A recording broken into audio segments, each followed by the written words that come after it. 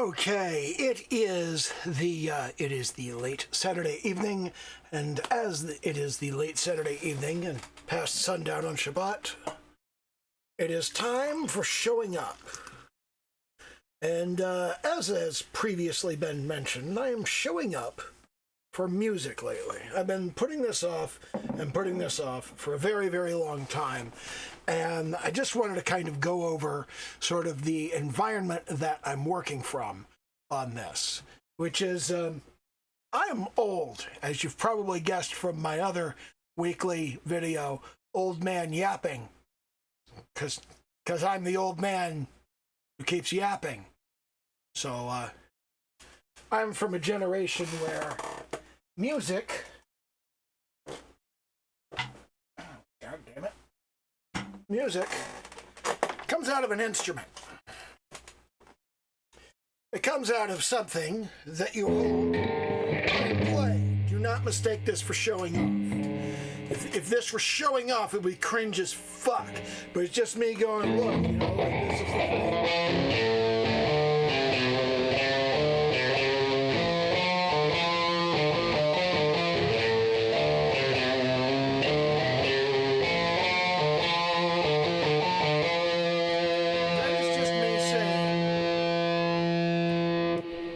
Strictly an electronic music guy. I did not start as an electronic music guy. I did not even start as a guitar guy, in fact, because I am primarily a drummer. I do not have space to set up my drum set, but good thing I have drum machines and MIDI control. I'm from the era when drum machines were mounted on 19-inch racks. And you could control them with MIDI if you had a computer that could do that. I didn't. You would have needed an Amiga. That was pretty much the only thing that could do it at the time. And I used acoustic triggers, which you would install on drums. I don't have them installed on these drums. But as you may have noticed, they are Pearl drums. And why are they Pearl drums? Why? Because I have been in the KISS Army since 1976. And as everyone knows, KISS uses Pearl drums and Gibson guitars because they want the best. Which begs the question, why was I just playing a Strat and not a Gibson? Why wasn't it a Les Paul? Why was I playing a Fender product? Because Peter Criss made me want to play the drums, but, well, it was Peter Criss and John Bonham. Let's be honest. Peter Criss had a great drum solo in 100,000 Years, and his the sheer funk on Detroit Rock City, an amazing beat, amazing speed, amazing precision. Man's a great drummer, but he was not John Bonham. Nobody was John Bonham. Well, Cozy Powell was awfully good. I did really like Cozy Powell around that same era, but that leads to my actual guitar god was neither Ace Frehley nor Paul Stanley, nor was it Gene Simmons. I did love Gene Simmons and dressed up as him for Halloween. I think I've got a picture of that, but I don't know where it is, and I'm not showing it to you anyway. But I wanted to play guitar because of Ritchie Blackmore and later David Gilmour. Meanwhile, my dad was a big fan of Jeff Beck. Me, not so much. Eric Clapton, again, me, not so much. But we did share an appreciation for Mark Knopfler and Eric Johnson, who both played Strats. And we were also big fans of both Queen and Styx in the 1970s.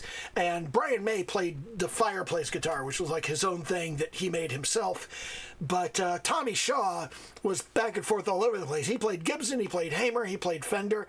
He played this absolutely beautiful blue transparent finish Strat in the 70s on, which tour was that? I think it was on Pieces of Eight. I think it was on the Pieces of Eight tour. He was fantastic on that tour. And I never did get a transparent blue finish guitar, but I do have a transparent purple one, which is partially an homage to Tommy Shaw and his transparent finish Strat, and partially an homage to Ritchie Blackmore, who of course was originally in Deep Purple. So anyway, we're getting like way off topic here, but yeah. So I started out with like acoustic instruments, and when I started getting into electronic instruments, it was around the same time as hip hop was starting to be a thing. So because it was around the same time as hip-hop was starting to be a thing, and because I was a drummer, of course, you take music that's nothing but drums and vocals, oh yeah, that's great. And it's even better when you take drums and vocals, but you don't have to sing. You don't have to be a good singer to rap. Man, if you're a shitty singer, then that's just a godsend. You know, that's the greatest thing. And I got really into scratch mixing and DJing, and it's kind of a pain to pull out the actual turntables and show those off. They're big and heavy, and but I do have my old mixer here. It's an old Audio-Technica mixer from like back in the day, SM505, which is a fairly good one. The fader's awfully stiff, so it's hard to use modern scratching techniques with it. It's a little bit frustrating. But that was before we had the wonderful digital things, and I do love the physicality of this stuff, and that's really important, because when I got my first synthesizer, it was not a piece of software. It was this big, heavy piece of shit. Well, not a piece of shit. It's a classic piece of work that cost an arm and a fucking leg. I got yelled at for quote unquote wasting my money on it. But yeah,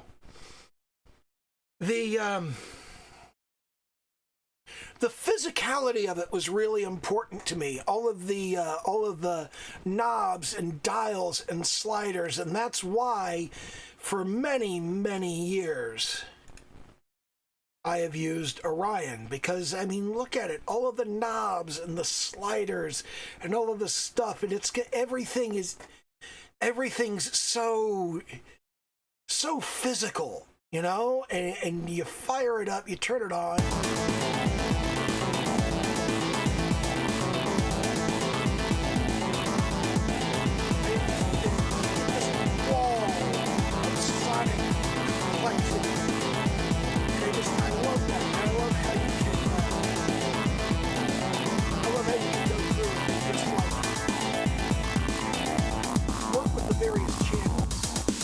Exactly the same way as you would if it was a physical mixer.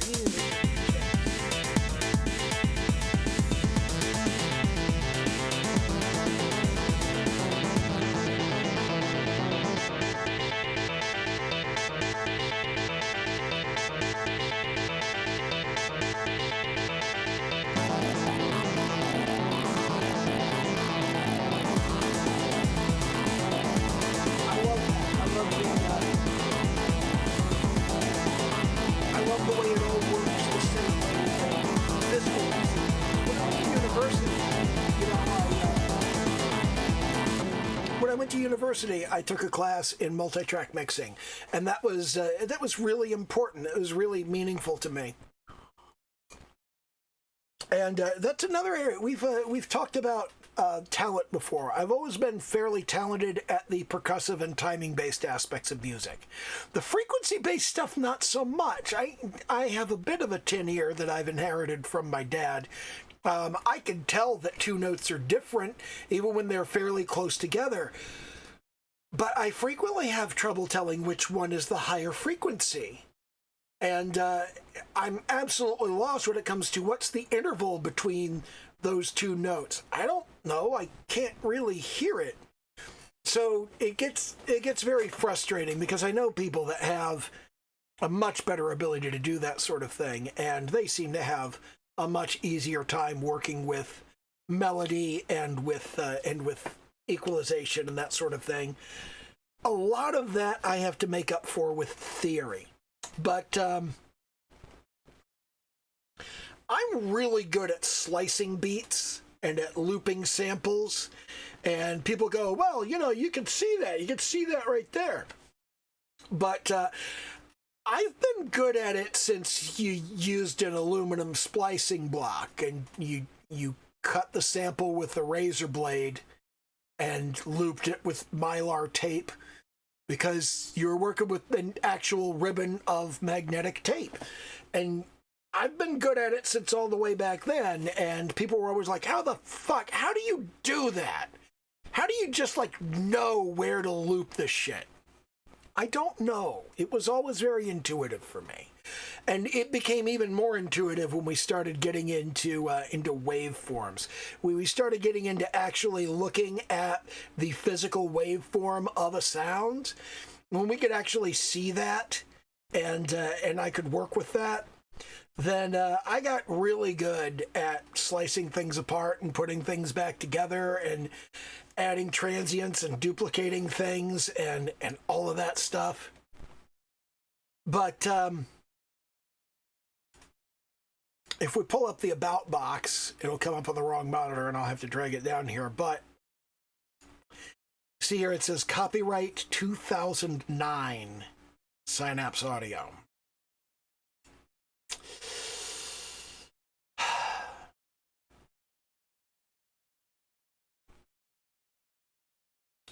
This program is 15 years old, and I've been using it for 20 years. And it's time to update. It's time to upgrade into something more modern. So I've been working with LMMS, and I've been doing a lot of stuff with it. I've been experimenting, and I've got this little thing that I did.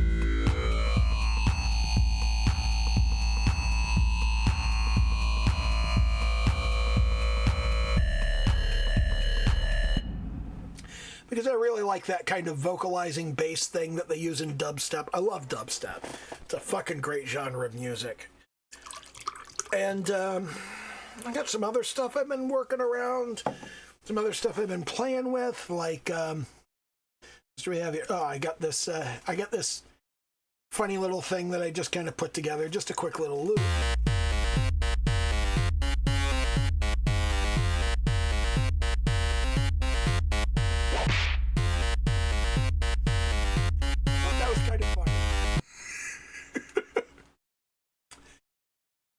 And then I've got this thing. This is kind of an interesting piece that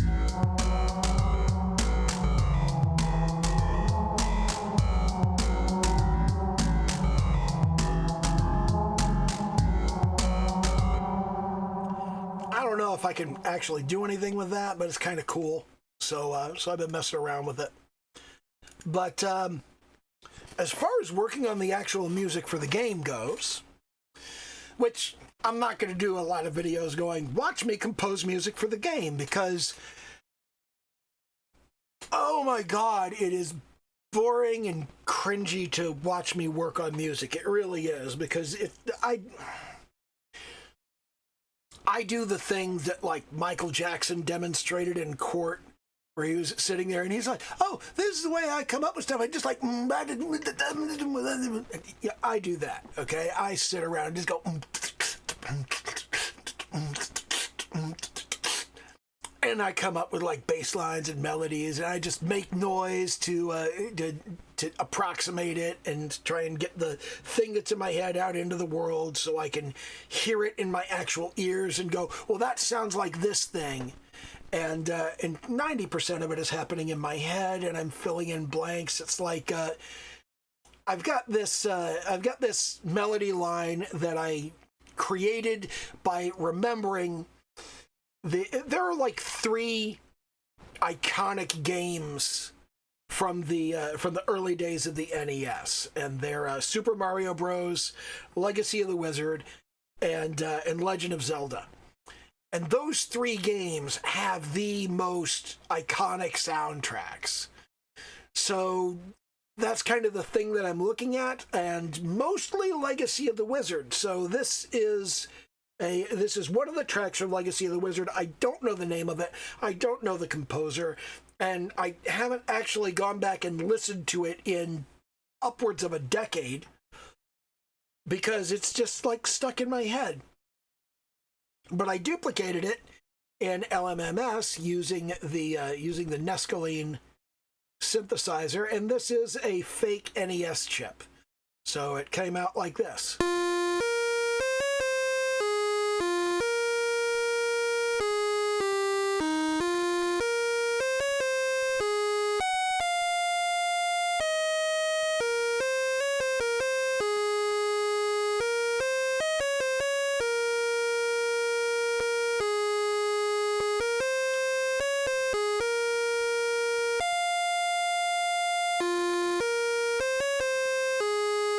And then that just loops around. But I've got this other thing that there was this old ASM demo back in the 90s that had this theme in the back, and I thought it was really cool. So I kind of recreated that from memory.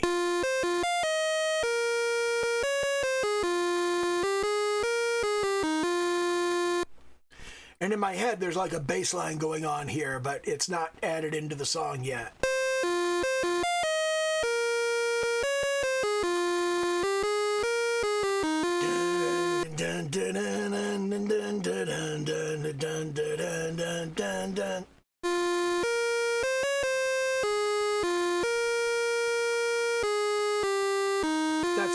That's what watching me compose is like. That's why you don't want to spend hours on end doing that. I spent about 3 hours working on this because I get very perfectionisty. And I get very like, how am I going to move this around? How am I going to move that around? And there's one particular part. Let me stop this. If you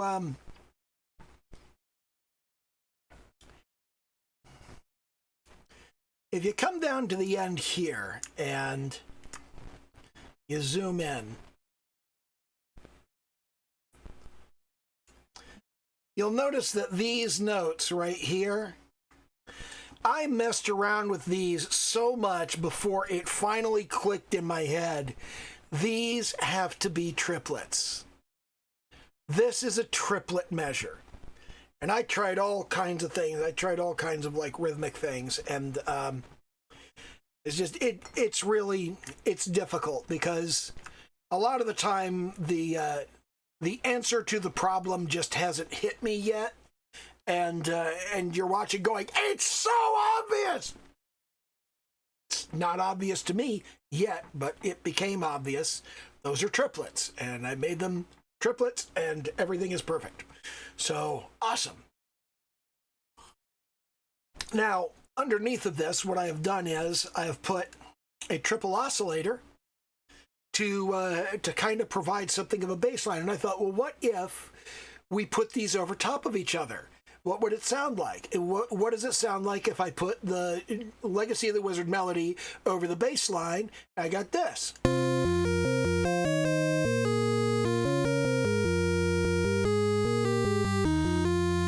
I'm not terribly displeased with this.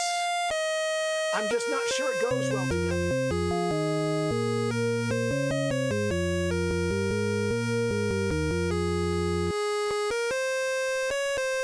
And of course, then I had to reverse it.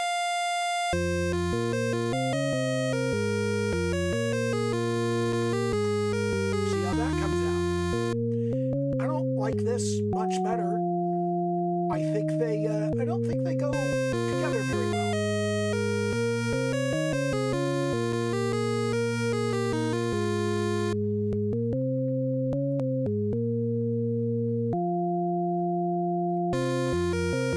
But I do like that in LMMS, one of the things that you can do, let me turn down the volume on this, so it's not really in the way.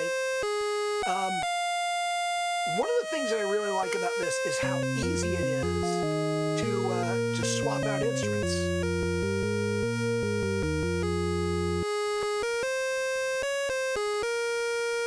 Now we swap that out for Monstro.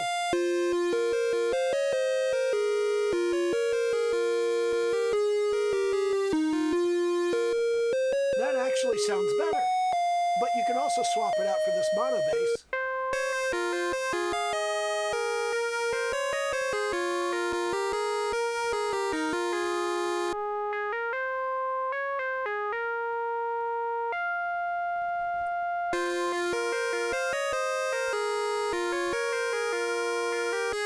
kinds of stuff that you can come up with.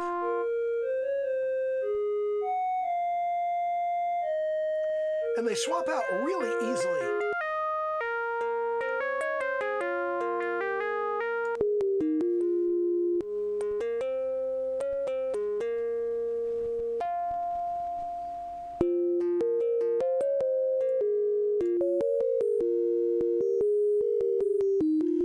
There are lots and lots of options in here, and what I've found is that while LMMS doesn't really quite scratch the physicality itch, it doesn't really make things look the way that I want them to look. It does give a lot of functionality. It does still have a song editor that works fairly the same as the song editor in Orion.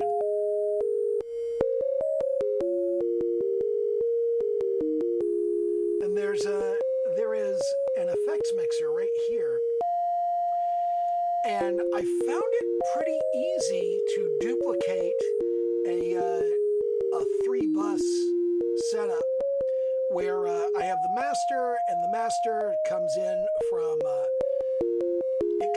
the rhythm, backing, and lead channels, and then each of those channels, the rhythm comes in from these 3 over here, and the backing comes in from these 3, and the lead comes in from these 3.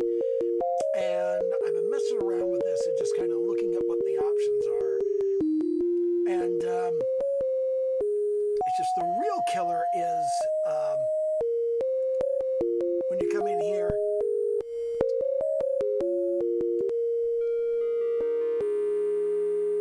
I can actually use the Poly 850 synth from Orion as a VST plugin, which is useful. But more importantly,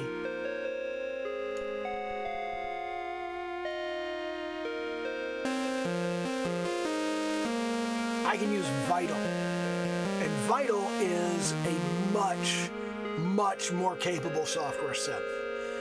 And that kind of leads me to the vision and the thought process that's going into this. Working at 75 beats per minute, the thing that kind of struck me was I do this thing where I don't typically do full songs, okay? And I have always kind of wanted to do full songs. You can see I've got a structure layout here that is how you lay out a full and complete song.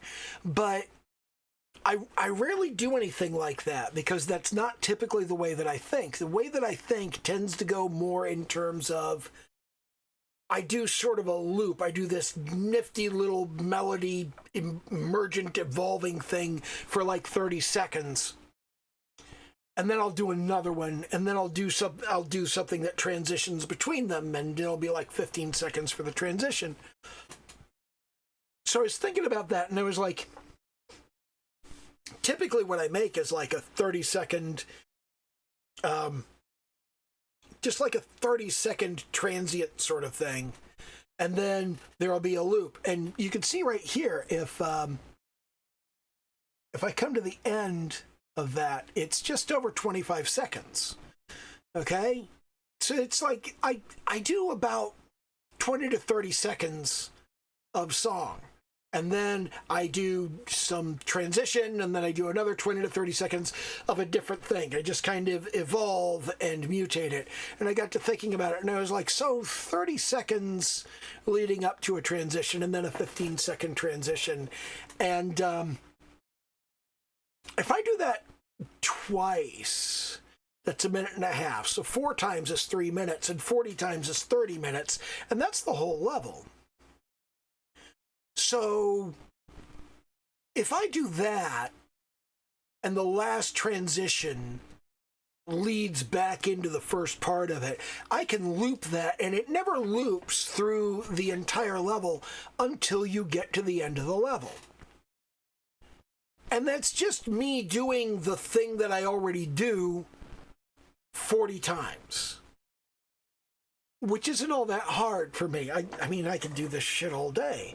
You know, it takes a long time, but once I get stuff rolling, once I get the inertia going, I can put together, like, here's another minute, and here's another minute, and here's another minute, and here's another minute. And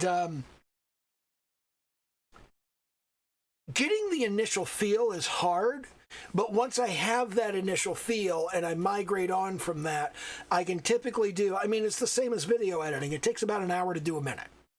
So you figure like 30 hours to do the 30 minutes of soundtrack for the level. And then, I mean, that's like a week. That's a week of full-time work. Probably 2 weeks of part-time. So you figure that I've got 10 levels. It's just like, that's 10 weeks. You know, it's like 2.5 months. That's not a big deal. I mean, especially when you compare to the thousands of graphics I have to do. I only have to do like 500 loops. I can do that. That's much easier. But I am kind of migrating over to this new software, and I've been unhappy with it in the past because it's hard to dub actual audio into it, and I keep lying to myself that I'm going to play guitar in a song. I'm not good enough to play guitar in a song. That I'm going to play drums on a song. I don't have space to set up my drums. But you can see that, like, when I'm programming drum loops and I'm putting drum patterns together, as a drummer, I tend to do a more competent job of it than your average person who isn't a drummer, because, like, I'm aware of how many hands a drummer has. I know how many hands and how many feet a drummer has. Although, honestly, you've got El Estepario Stefano and Siberiano, I think. El Estepario Siberiano. That's him. And he's fucking amazing. He's incredible. But he's not human. He's like, he's a transcendent being of some sort. So he doesn't count. He has like 12 hands. That's a different thing. But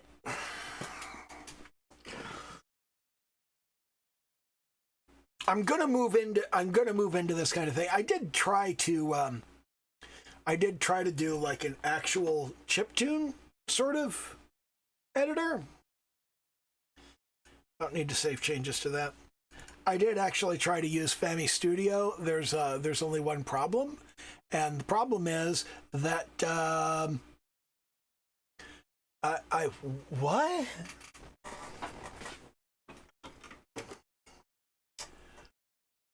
What the?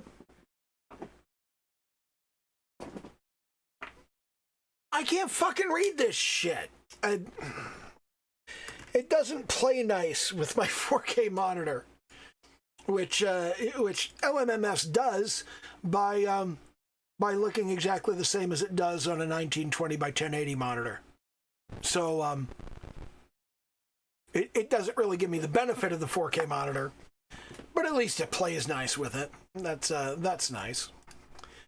And kind of the thing that I'm looking for here is, I don't like how rapidly the music loops in most video games. It loops way too quickly, and it bothers me when it's just a 2 or 3 minute snatch of music and then it loops. I don't like that. I want more music than that. I want 5 or 10 minutes before it loops, preferably 10, preferably more. And I'm thinking, what if I just don't loop? What if I just go the full 30 minutes? And the other thing that I was thinking was, I want to start very basic chiptune and just have like a couple of channels and a couple of sounds and very kind of low fidelity. But then as the song evolves, I want to get more lush and full. And I want to kind of go through this, like, there's the chiptune thing, and then it gets more full orchestral, and you start to sound more like a general MIDI arrangement, and then you go out of general MIDI and you start getting into more acoustic stuff and more samples, and you just kind of move on through this, you move on and do this kind of trance, EDM, hardcore dubstep thing, and just get more and more aggressive as the level progresses, to kind of underscore the increase in urgency as you go through the level, until eventually we get toward the end, and at the end of it, like around the 30-minute mark, or probably will. See, I still don't know if I'm going to do an infinite mode where you can just like play and play and play. But if I do, I want to go significantly farther than 30 minutes. I want to have new music that you've never heard in the infinite mode, and I want that to go on for a few minutes. And I don't know whether or how I'm going to loop around back to the chiptune stuff, or whether I will just make it literally impossible to progress past a certain point. And I mean, that's what Vampire Survivors did. They just made it impossible to progress past the 30-minute point. And then they went, okay, you can have an infinite mode and death doesn't show up at the end of the level. That's fine. And I don't know if I'm going to do an infinite mode. Maybe I don't want to do an infinite mode. Maybe I just want you to play for the 30 minutes and be done. And another thing that I'm thinking is, if you pause, I want to have a different theme for when you pause.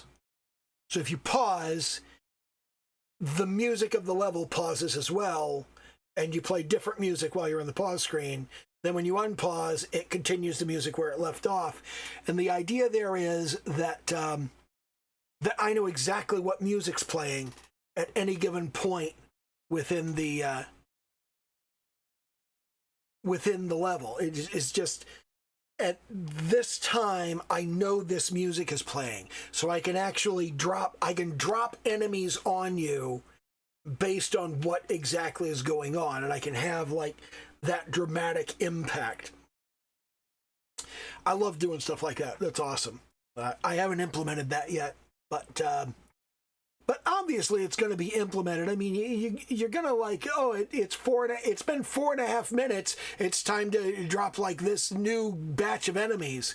And if you're dropping a new batch of enemies at 4.5 minutes, it's fairly simple to just like time your music to do something cool at 4.5 minutes. But you can also go the other way. You can go, the music does something cool at 4.5 minutes, so at 4.5 minutes, I'm going to drop this cool enemy in there. And they kind of feed off each other that way. And that's important. I think music gets overlooked as an important part of the process of playing the game and enjoying the game. So anyway, that's basically what I had to say this week. And I had shown up and done some music, and thank you for showing up. I appreciate every single one of you. I'm glad you showed up. You keep showing up. I'll keep showing up. You keep showing up. Do the little YouTube dance. Like, comment, subscribe, all that happy horse shit. I would ask a question at this point to encourage engagement on the page, but nobody watches my videos this long, so I don't know. Let me know if you watched the video to this point. You probably didn't, so you didn't hear this, so, you know, I could call you names and you wouldn't know.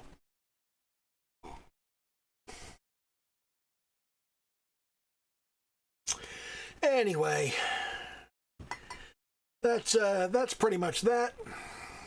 I'm going to finish this rum and coke, and I'm gonna I'm gonna go put all my music gear and shit away because I've got record album and all of this crap out here. And okay, bye.